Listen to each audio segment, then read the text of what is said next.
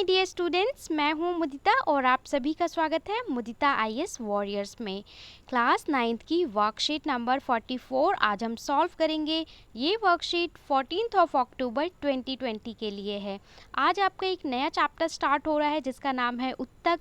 तो ज्ञान आ चुके हैं, जिज्ञासा भी आ चुकी हैं। आई होप आप सभी आ चुके होंगे बहुत ही इंटरेस्टिंग मैनर में और बहुत ही अच्छा सा चैप्टर पढ़ने के लिए। तो देखो, ज्ञान आज कैसे सज धज के कलरफुल कपड़े पहन के आए हैं, क्योंकि आज हम जो चैप्टर पढ़ेंगे वो भी बड़ा ही इंटरेस्टिंग है।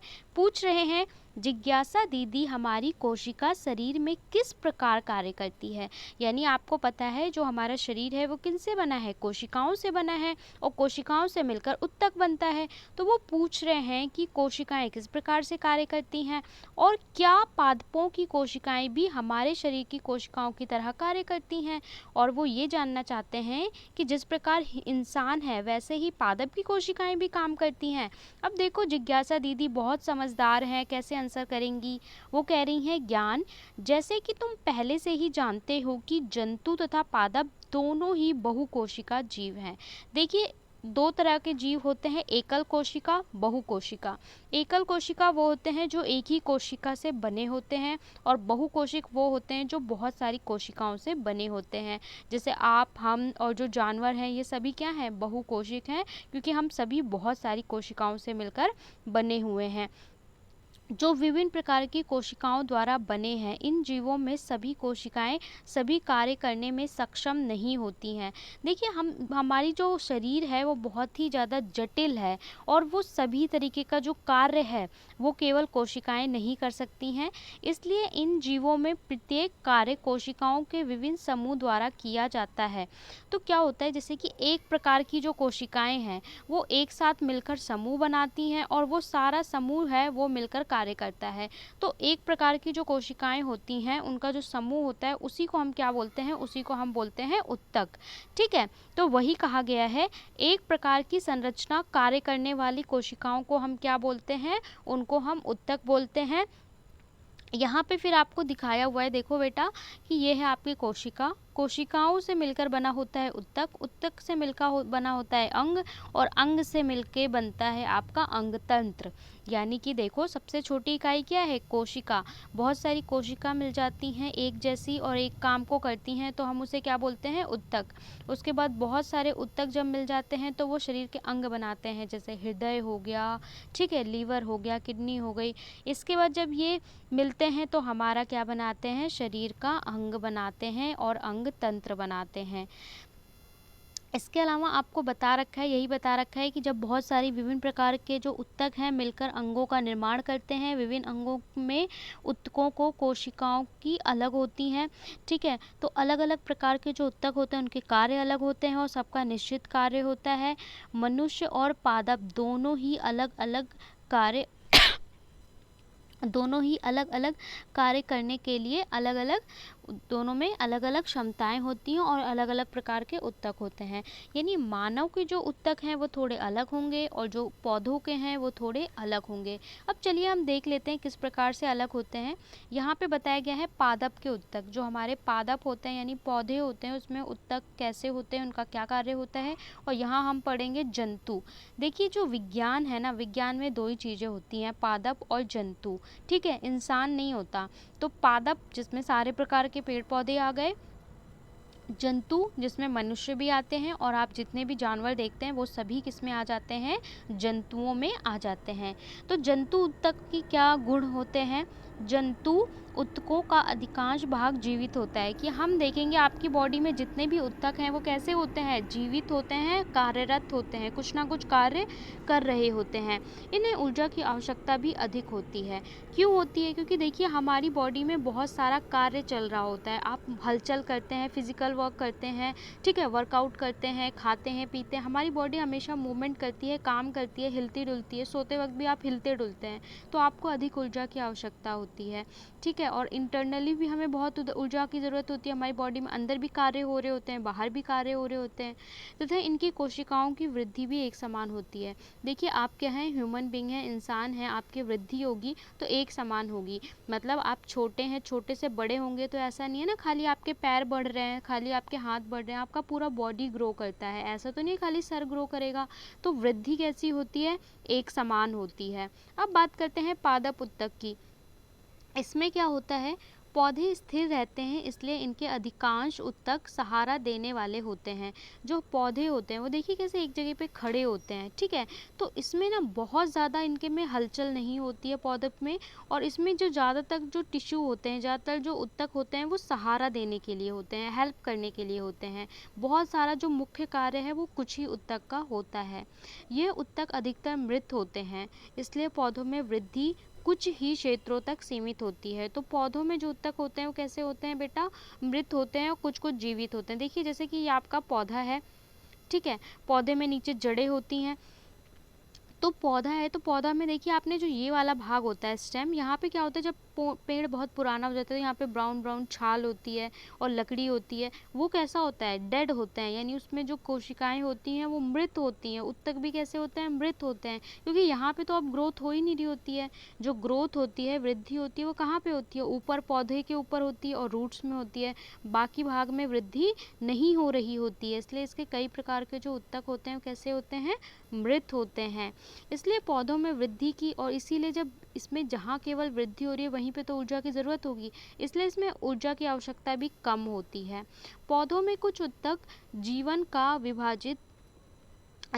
विभाजित होते हैं। पादप उत्तकों को, अगर हम पादप उत्तकों को तो बात करें तो ये कैसे होते हैं, मेरिस्टेमेटिक टिश्यू, दो भागों में हम बांट सकते हैं, और स्थायी उत्तक यानी कि परमानेंट टिश्यू, यानी एक को बोलते हैं विभज्योतक उत्तक और दूसरे को स्थायी उत्तक। यानी दो प्रकार के उत्तक होते हैं, विभज्योतक और स्थायी। स्थायी वो होते हैं जो परमानेंट रहते हैं, ठीक है, और दूसरे होते हैं विभज्योतक जो इसके वृद्धि के लिए जिम्मेदार होते हैं पौधों की।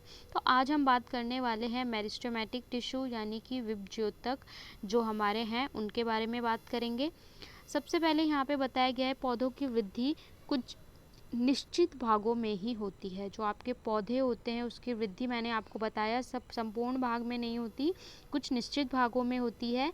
ऐसा विभाजित होने वाले उत्तकों के कारण होता है कि जो उत्तक हैं वो विभाजित होते रहते हैं, उनके कारण होता है। इस प्रकार के उत्तकों कुछ निश्चित भागों में होती है। मैंने आपको बताया कि जो पौधों की वृद्धि है वो कुछ ही भागों में होती है, संपूर्ण भाग में नहीं होती।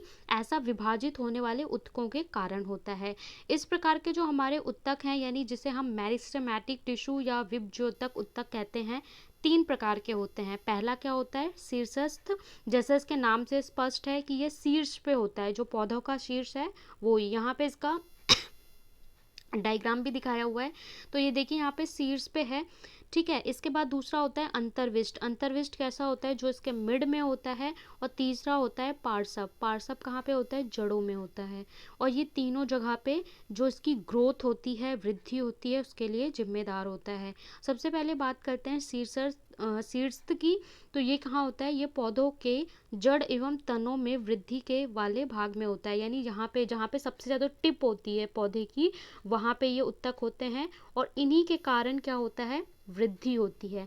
इसके बाद अगर हम बात करें, इसी के कारण जो हमारे पौधे हैं उसमें वृद्धि होती है। इसके बाद हम बात करें तो अंतर्विष्ट विभज्योतक, ये क्या होता है, ये पत्तियों के आधार या टहनी के पर यानी दो जो टहनी होती है इनके बीच का जो भाग होता है यहाँ पर होते हैं, दोनों में उपस्थित होते हैं। मिड में जो ये आपको दिखाया हुआ है जो गैप होते हैं, और यहाँ की वृद्धि के लिए जिम्मेदार होते हैं। इसके अलावा अगर पार्श्व की बात करें तो ये कहाँ पे होते हैं, तने की परिधि और इसके अलावा की वृद्धि, और इसके अलावा ये कहाँ पे होते हैं, ये विभज्योतक उत्तक के कारण होता है कि जितनी भी जो तने की वृद्धि होगी वो इसके कारण होता है। पर अगर सबसे ज़्यादा पौधे में वृद्धि होती है तो वो इसके कारण होती है, पहले वाले के कारण, ठीक है। तो ये हो गया। इसके साथ में अगर आपसे बोला जाए तो आपको ये डायग्राम भी ध्यान में रखना है। इस डायग्राम को भी विभज्योतक उत्तक में कभी भी पूछा जाए तो इसी को बनाना है। इसके बाद देख लेते हैं इसके क्या क्या खूबियाँ होती हैं या क्या क्या गुण होते हैं। विभज्योतक उत्तक के गुण, इन ऊतक की कोशिकाएं निरंतर विभाजित होती रहती हैं। इसके अंदर ये क्या है, सबसे ज़्यादा जो एक्टिव हैं, कार्यरत होते हैं, इसलिए इसके अंदर की जो कोशिकाएं हैं वो लगातार विभाजित होती रहती हैं। इसके पास बहुत अधिक कोशिका द्रव्य होता है। कोशिका द्रव्य क्या होता है, जिसके कारण जो पौधों में कोशिकाओं के अंदर जितनी भी वस्तुएं होती हैं, मतलब जितने भी पदार्थ होते हैं, वो एक स्थान से दूसरे स्थान पर कैसे जा पाते हैं, साइटोप्लाज्म, जिसे हम कोशिका द्रव्य कहते हैं, इसके कारण ही जा पाते हैं। तो कोशिका द्रव्य इसमें बहुत ज़्यादा होता है क्योंकि इसमें बहुत सारा कार्य होता है। पतली कोशिका भित्ति होती है, स्पष्ट केंद्रक होता है, यानी इसका जो केंद्र होता है वो बहुत ज़्यादा स्पष्ट होता है।